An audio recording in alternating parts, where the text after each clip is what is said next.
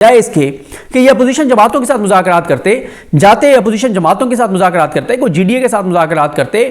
جے you آئی کے ساتھ مذاکرات کرتے، جماعت اسلامی کے ساتھ مذاکرات کرتے، محمود خان اچکزئی صاحب سے دوبارہ بات کرتے، مجلس اتحاد المسلمین سے بات کرتے. یہ مطلب آپ اندازہ لگائیں کہ یہ اپوزیشن جماعتوں کے پاس جانے کی بجائے منتیں ترلے حکومت کی کر رہے ہیں کہ تم ہمارے ساتھ بات کرو، اور حکومت آگے سے ان کی مذاق اڑا رہی ہے، ان کی تصدیق کر رہی ہے، اور وہ ٹھیک کر رہے ہیں، وہ بالکل ٹھیک کر رہے ہیں ان کے ساتھ جب یہ لیٹے ہوئے ہیں. اب آپ کے میں بتاتا ہوں ان کی حالت کہ انہوں نے عمران خان صاحب سے 10 وکالت نامے جو ہے وہ دستخط کروانے کی کوشش کی. عمران خان صاحب کو جیل میں سماعت کے دوران 10 وکالت نامے ان کے سامنے رکھے گئے، عمران خان صاحب کے سامنے، اور کہا کہ جی سائن کریں. تو بشرا بی بی نے کہا کہ کون سے کیس میں وکالت نامے دستخط کروا رہے ہو؟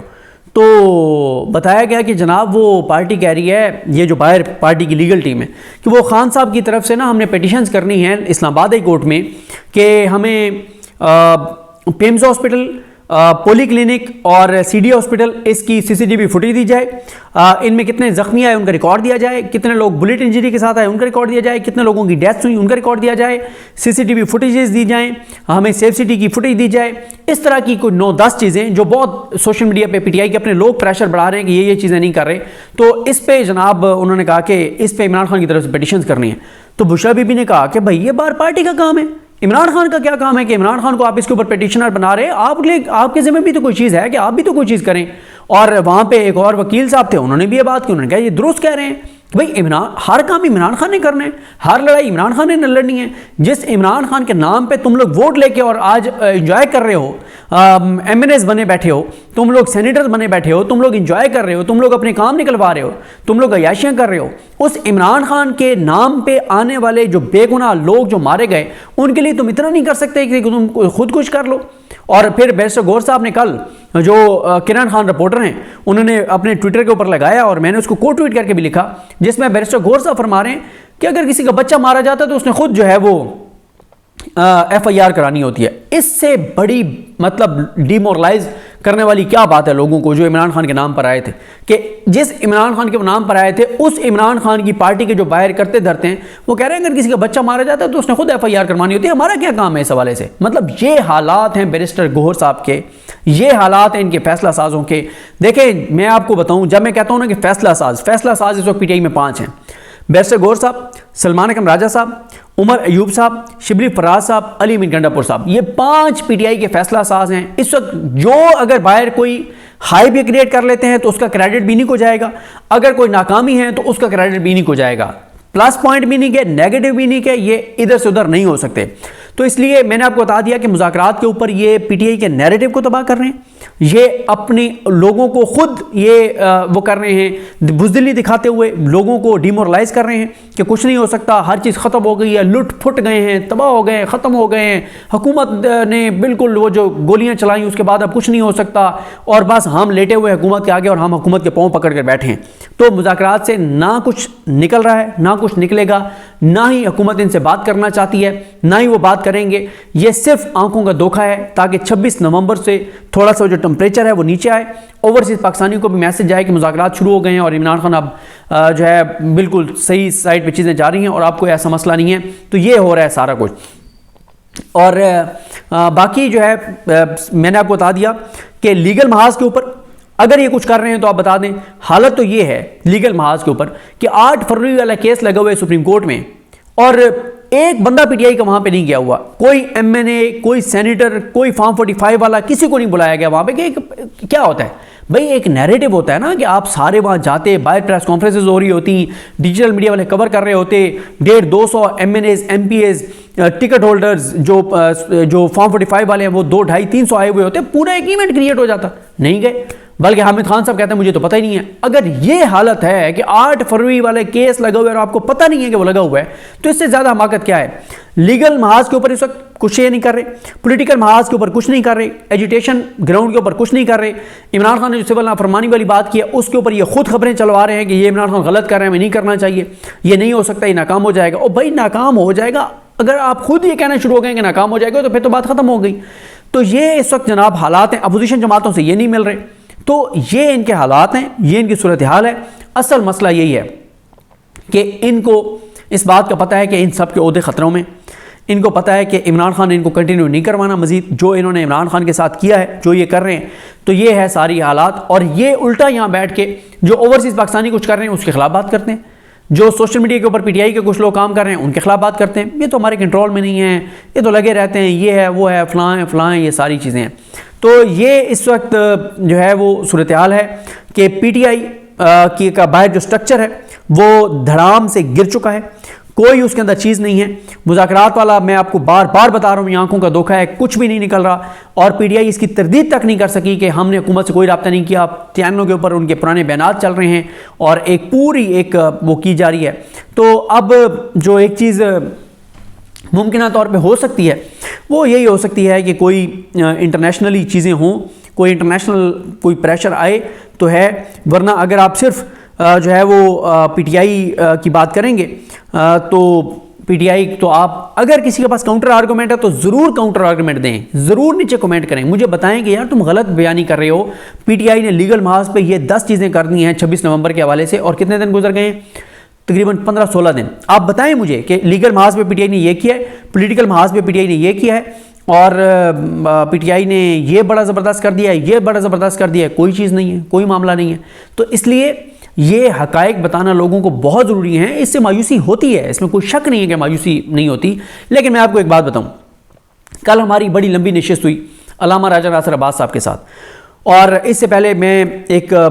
وہ بڑا پروگرام دیکھنے والا ہے سعد رسول صاحب کے ساتھ، جس میں نے انہیں یہی کہا کہ بڑی مایوس کن صورتحال ہے، لیکن بڑی زبردست سعد رسول صاحب نے بات کی. انہوں نے کہا کہ پاکستان بدل چکا ہے، واقعی تبدیلی آ چکی ہے، لوگوں میں جو شعور آ چکا ہے، یہ لوگ دوبارہ اندھیرے میں نہیں جا سکتے. الٹیمیٹلی چیزیں بہتر ہونی ہیں، اور یہ میٹر نہیں کرتے کہ جی یا افریدی صاحب کچھ نہیں کر رہے، امین الدین خان صاحب کیونکہ حکومت نے دونوں کو لگایا تو یہ کچھ نہیں کر رہے، پی ٹی آئی کی بار لیڈرشپ کچھ نہیں کر رہی. شعور جو لوگوں میں آ چکا ہے، جو روشنی لوگوں نے دیکھ لی ہے، اب یہ اندھیرے میں نہیں جانے لگے. ٹائم لگ سکتا ہے لیکن الٹیمیٹلی لوگوں نے، عوام نے جیتنا ہی جیتنا ہے، کیونکہ عمران خان بھی ڈٹا ہوا ہے، عوام بھی ڈٹی ہوئی ہے. دوسرا، علامہ راجہ ناصر عباس صاحب کے ساتھ کل ہماری بڑی لمبی نشست ہوئی. انہوں نے بڑی چیزیں عمران خان صاحب سے جو دو ملاقاتیں ہوئیں ان کے حوالے سے جو چیزیں بتائیں، کیا کمال انہوں نے بڑا زبردست بتایا ہے کہ عمران خان سے کیا کیا باتیں ہوئیں، کس طرح سے باتیں ہوئیں. اور دوسرا انہوں نے ایک جملہ کہا، کسی کی بک کا حوالہ دے رہے تھے کہ وہ یہ کہتے ہیں کہ اہل باطل اہل حق کو شکست تو دے سکتے ہیں. دوبارہ سنیے گا کہ اہل باطل اہل حق کو شکست تو دے سکتے ہیں، لیکن باطل حق کو شکست نہیں دے سکتا. الٹیمیٹلی جیت حق کی ہونی ہے. وقتی طور پہ جو اہل باطل ہے وہ اہل حق کو شکست دے سکتے ہیں، اور اس میں اہل حق پھر انہی جیسے ہوں گے جو پی ٹی آئی کے باہر یہ 5 ہیں، انہی جیسے اہل حق ہوں گے جن کو اہل باطل شکست دے دیتے ہوں گے، یا اہل حق کی بدقسمتی کے ایسے بندے ان کے ہوں گے جو کرتے دھرتے ہوں گے، تو ان کو شکست ہو سکتی ہے. لیکن باطل حق کو شکست نہیں دے سکتا. الٹیمیٹلی حق کی فتح جو ہے وہ ہونی ہے اور ہوگی. اور انہوں نے بڑی اچھی باتیں کی. انہوں نے کہا کہ عمران خان کی جو سٹرینتھ ہے وہ اس وقت عمران خان کے لیے خطرہ بنی ہوئی ہے. عمران خان کی سٹرینتھ کیا ہے؟ انہوں نے کہا عمران خان اس وقت وہ لیڈر ہے جس کے اوپر تمام مسالک متفق ہیں، جس کے جو بلوچوں سے جا کے بات کرے تو بلوچ اس کی بات سننے کو تیار ہیں، جو پشتونوں سے جا کے بات کرے پشتون اس کی بات سننے کو تیار ہیں، جو کشمیریوں کے پاس جائے اے جے کے والے اس کی بات سننے کو تیار ہیں، جو جی بی جائے جی بی والے اس کی بات سننے کو تیار ہیں، جو سندھ میں جائے سندھ اس کی بات سننے کو تیار ہے، جو پنجاب کے پاس جائے پنجاب اس کی بات سننے کو تیار ہے، جو سرائکیوں کے پاس جائے سرائکی اس کی بات سننے کو تیار ہے، جو ہزارہ جائے ہزارے وال اس کی بات سننے کو تیار ہیں. انہوں نے کہا یہ ہے اس کی سٹرینتھ، اور یہی اس کی سٹرینتھ اس کا پوٹینشل اس کے لیے خطرہ بن گیا ہے کہ وہ قوتیں جو نہیں چاہتی کہ پاکستان مستحکم ہو، جو نہیں چاہتی کہ یہاں پہ امن آئے، وہ کبھی نہیں چاہیں گے کہ عمران خان دوبارہ اقتدار میں آئے، یا عمران خان کا جو مینڈیٹ اس کو 8 فروری کو دیا گیا وہ مینڈیٹ اس کو واپس آئے. تو وہ قوتیں کبھی عمران خان کو نہیں آنے دیں گی. جو اس کو پوٹینشل ہے وہ پوٹینشل ہی اس کے لیے خطرہ بن گیا ہے کہ اب قوتیں انٹرنیشنل قوتیں نہیں چاہتی کہ عمران خان جو ہے وہ اتنی آسانی سے جو ہے وہ باہر آئے، اور عمران خان جو ہے وہ اس کو دوبارہ اقتدار ملے، بلکہ دوبارہ کیا جو اقتدار عوام نے اس کو دیا 8 فروری کو اقتدار اس کو لوٹایا جائے. تو یہ اس وقت حالات ہیں، یہ صورتحال ہے، اور حکومت بہت کانفیڈنٹ ہے. وہ یہ سمجھتے ہیں کہ ہم نے بندوق کی نوک کے اوپر، بندوق کے زور کے اوپر ہم نے شکست دے دیا عوام کو، ہم نے عوامی ایک جو موومنٹ جس کو کچل دیا ہے، اور حکومت کو یہ لگتا ہے کہ اب اگلے کئی ماہ تک لوگ نہیں اٹھ سکیں گے. لیکن میری ابھی کسی سے تھوڑی سی بات ہونی ہے جو عمران خان صاحب سے کچھ ملاقاتیں کچھ لوگ کر کے آئے ہیں، ان میں سے کسی ایک نے مجھے کہا ہے، میں اس کو کاؤنٹر چیک کر رہا ہوں کہ عمران خان صاحب شاید کوئی ایک نئے پلان پہ تیاری کر رہے ہیں. اگر اس حوالے سے مجھے پتہ چلے گا تو میں آپ کو ضرور بتاؤں گا. لیکن جہاں پہ پی ٹی آئی کے ان لیڈرز کو دیکھ کے ایک اور عدالتوں کو دیکھ کے ایک مایوسی ہوتی ہے کہ عدالتیں بھی ختم ہو گئیں, جو پی ٹی آئی کے لیڈرز تھے جنہوں نے ایک مزاحمت کرنی تھی وہ بھی ختم ہو گئے, لیٹ گئے, بالکل کمپرومائزڈ ہو گئے. لیکن وہیں پہ امید یہ ہے, جو سعد رسول صاحب نے بڑی تفصیل سے میرے ساتھ اس پروگرام میں بات کی اور وہ پروگرام سننے والا ہے, جس میں انہوں نے یہی کہا کہ اگر عمران خان ڈٹا ہوا ہے اور عوام ڈٹے ہوئے ہیں تو پھر یہ جو پی ٹی آئی کے کمپرومائز لیڈرز ہیں یہ جلد مستقبل قریب میں یا تھوڑا سے ٹائم بعد یہ اس چیز کو تو یعنی حل کیا جا سکتا ہے, عدالتوں سے بھی کوئی چیز ہو سکتی ہے. لیکن عوام اگر بالکل سرنڈر کر جائیں تو پھر ظاہر ہے ایک مایوسی کی بات ہے, عوام سرنڈر نہیں کر رہے. ہر آنے والے دن کے ساتھ عمران خان کی پاپولیرٹی بھی بڑھ رہی ہے اور عوام کا عزم, جذبہ, ہمت, جنون یہ بھی بڑھ رہا ہے. اور ایک ظاہر ہے جو کچھ پاکستان کے اندر ہو رہا ہے اس میں لوگوں کی ریزسٹنس بھی بڑھ رہی ہے اور ان کا عزم بھی بڑھ رہا ہے کہ ہم نے اس نظام کو اور ان چیزوں کو ہم نے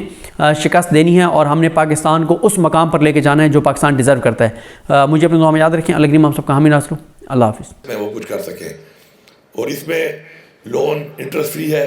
اور پہلے 3 مہینے تک جب تک اپنا کاروبار آپ اسٹیبلش کرتے ہیں تو آپ نے اسی کو قسط نہیں دینی تاکہ اپنا کاروبار اسٹیبلش آپ کر لیں. اس کے بعد پھر سلولی جو ہے ساتھ ساتھ اسی سے آمدن لے کے اپنا آپ لون بھی اتاریں گے اور ساتھ ساتھ اپنے روزگار کے لیے بھی ایک اپنا طریقہ کار آپ کا ایک بنے گا. میں صرف یہاں پر ایک ضروری بات یہ کرنا چاہتا ہوں کہ یہ ہمارا ملک ہے, یہ ہمارا صوبہ ہے اور ہمارے جو نوجوان بچے اور بچیاں ہیں ان کے اوپر امیدیں ہیں اس وقت ہماری پوری قوم کی, کیونکہ ہمارے ٹائم میں اور ہمارے سے پہلے والے ٹائم میں بہت سی ایسی محرومیاں اور کمیاں رہ گئی ہیں نظام کے اندر جس کی وجہ سے آج ہم اس لیول پر ترقی نہیں کر سکے جس لیول پہ ہمیں کرنی چاہیے تھی. ہمارے آباء و اجداد کی وہ قربانیاں جو انہوں نے جانی اور مالی دیں اس پاکستان کو حاصل کرنے کے لیے, انفارچونیٹلی اس کے بعد اس نظام میں ہم کامیاب نہیں ہوئے کہ ہم ان کی قربانیوں کا صحیح طریقے سے اس کو یوٹیلائز کرتے اور ہم ایک عظیم قوم بن کے ابھر کے سامنے آتے. ایک قرضدار قوم ہمیشہ غلام ہی رہتی ہے ان لوگوں کی کہ جن لوگوں کا انہوں نے یا جن ممالک کا انہوں نے قرضہ دینا ہوتا ہے. اگر ہماری فورن پالیسی آج ہم کہتے ہیں ہمارے ہاتھ میں نہیں ہے, ہمارے فیصلے ہم خود نہیں کر سکتے, تو اس کی وجہ یہ ہے کہ جن کے ہم مقروض ہیں ان کے بتائے ہوئے فیصلے ہمیں ماننے پڑتے ہیں. آپ نے ایک آزاد قوم کو, حقیقی آزاد قوم کا ایک وجود عمل میں لانا ہے. اس کے لیے ہمارا فرض بنتا ہے کہ ہم آپ کو اپرچونٹی دیں اور آپ کا فرض بنتا ہے کہ اس کو اویل کر کے آپ اس میں اپنا حصہ ڈالیں اور وہ کمیاں محرومیاں جو ہمارے آباء و اجداد نے دیکھی آج ہم دیکھ رہے ہیں کم از کم ہمارے بچے نہ دیکھیں. محنت کا کوئی آلٹرنیٹ نہیں ہے, آپ نے محنت کرنی ہے اور اگر آپ محنت کریں گے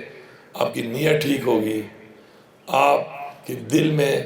یہ خواہش ہوگی کہ اپنے والدین کے لیے, اپنے صوبے کے لیے, اپنے ملک کے لیے آپ کچھ کرنا چاہتے ہیں, تو میں آپ کو یقین دلاتا ہوں اللہ تعالیٰ آپ کی مدد کرے گا. اور جب اللہ تعالیٰ کی مدد آپ کے ساتھ ہوگی تو انشاءاللہ then sky is the limit. پھر آپ کہیں تک بھی جا سکتے ہیں. آپ میں سے ہی, ہم میں سے ہی وہ لوگ ہیں جنہوں نے اپنی زندگی میں محنت کر کے اپنی فیلڈ کے اندر بہت نام کمایا, بہت پیسہ بھی کمایا. تو میں سمجھتا ہوں کہ ہمارے جو یہ نوجوان بچے اور بچیاں ہیں یہی انشاءاللہ ہمارے وہ خواب پورے کریں گے کہ جو خواب پورے کرنے کے لیے ہمارے آباء و اجداد اور ہم نے